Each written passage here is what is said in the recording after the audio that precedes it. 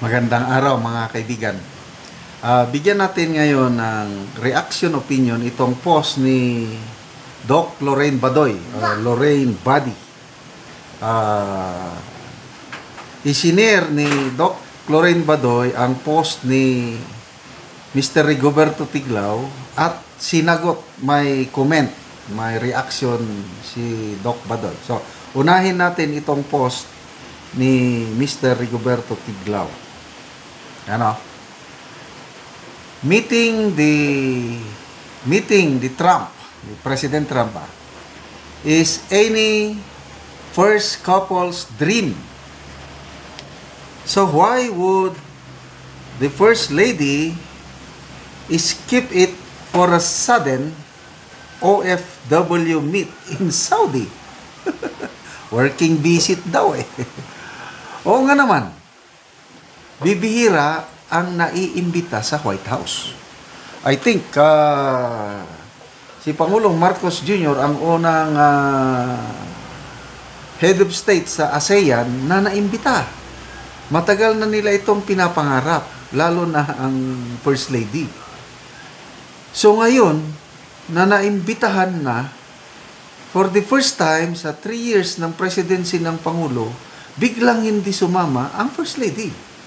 Tapos biglang pumunta sa Saudi, nakipag-banding kunuhay sa mga OFWs. Di ba? Ang laking question mark. Okay, so yan ang sinagot. My answer, sabi ni Doc Lorraine Badoy. Basahin lang natin ha. O ito, my answer, Doc Lorraine Badoy. Lorraine Body ang kanya. My answer, number 1, karma. She is so kupal that she just has to be in every single trip of Ngagba, and her most ardent wish was an audience with Trump. Like the squammy social climbers that they are, they've been moving heaven and earth to have that White House invite and a photo op with Trump. Well, it happened and second come. First trip na hindi siya maka-epal. Buti nga sa'yo. Buti nga. Number 2, that Beverly Hills tragedy she is intimately enmeshed in has all the sordid elements of a cheap scandal. Coke, partying, expensive hotel paid for, the Filipino people so squammy, and most tragic of all, a coke overdose that resulted in the death of someone she was seen partying with. Anong pag-uusapan nila ni Trump, right? Oh, so you partied in my country with coke so that someone in your party died of overdose. So, parang yun daw ang comment ni Trump pag magkita sila. Awkward doesn't even begin to describe it. So, nakakaya kung ganun ang babanggitin ni President Trump. E anong sabi ni Trump? I hate drugs. Sabi ni Trump eh. Parang style digong. Ayaw niya talaga. Baka may nakapag-brief na kay President Trump nangyari sa Beverly Hills, also iwas. In other words, she has become an embarrassment to this administration that has no real capacity to feel the shame. An embarrassment and dead weight, pabigat. So number 3, I'm guessing that Donald likes beautiful women, so pabigat talaga. Grabe naman tong comment o post ni Doc Badoy. Binasa ko lang ha. Magbasa tayo sa mga comments dito. Orlando De Leon, number 3. Si General De Leon, pabigat talaga. Lorely Agustin, sabi, grabe ang harsh ni Doc Lorraine Body. Be kind to animals like Baki. Wela Mags, sabi niya, Trump couldn't take Lisa's thing he prefers to die rather than to be with her. Yaks. Oscar Branzuela, yan, who were interviewed by the police. Yan ang isang tanong ngayon. Kasi yung sinasabi nila na fake police report na inilabas ni Mr. Rigoberto Tiglao, ang Beverly Hills, hindi naman niya sinabi na direct na fake yung nilabas ni Tiglao. Ang sinasabi lang doon na hindi sila nag-release ng ganong information. Ibig sabihin, mayroong information na hinuhold nila. So, ang tanong ni Mr. Tiglao is, sino yung tinawag ng Beverly Hills for questioning? May tinawag eh.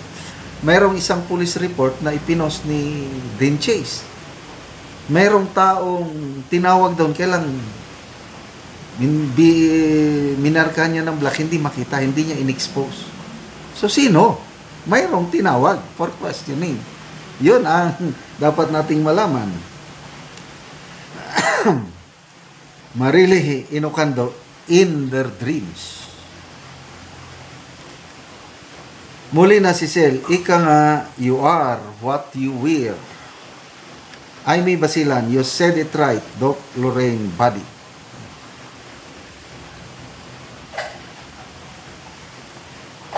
Ana Faye Bacos Torres, Trump is so angry at fentanyl entering USA. How much more? Coke. I love number 3. Anyway, so 22 na ngayon. I don't know kung pabalik na ang Pangulo. Antabayanan na lang natin ang resulta, yung trade agreement na 20% na ibababa.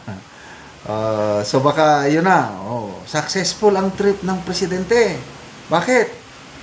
From 20% na ibaba ng 17 or 15. Kaya lang, hindi natin alam ang kapalit. Baka may pinag-usapan na hindi. Ang nakakatakot po, yung madagdagan na naman ang mga EDCA sites. Madagdagan ng mga pwersa militar dito, lalo na yung proposal na magtatayo ng mga Amerikano ng ammunition manufacturing plant sa Subic. Nako, delikado yan. Madadamay tayo kasi pag nagkagera, tatargetin ng kalaban ng Amerika yung ammunition manufacturing plant. Damay tayo, lalo na yung US missile system na nandito na sa Pinas, lalo na sa Northern Luzon. So, sana walang mangyaring masama. Mga kaibigan, salamat sa inyong pagsubaybay sa ating channel. Nakakatulong kayo ng malaki sa tribong Talandig ng Bukidnon dahil ang sweldo natin sa channel na ito pantulong sa tribo. Namimigay tayo ng livelihood assistance, nagpapatanim ng sayote, saging lakatan at Arabica coffee. Panoorin nyo ang video na ito. Na anak ko sa area ni Uncle Pedro o muna ni ang iyang gitamnan og kape. So kining iyang kape 350 ni. So luag-luag gyud ang iyang area. So nakapalibot ni siya nga iyang tanom nga kape. So muna ni ang gihatag namo sa iya nga tag 25 pesos ang kada usa ani nga kape. Sa among pagpalit. Nindot yun kayo nga kape. 350.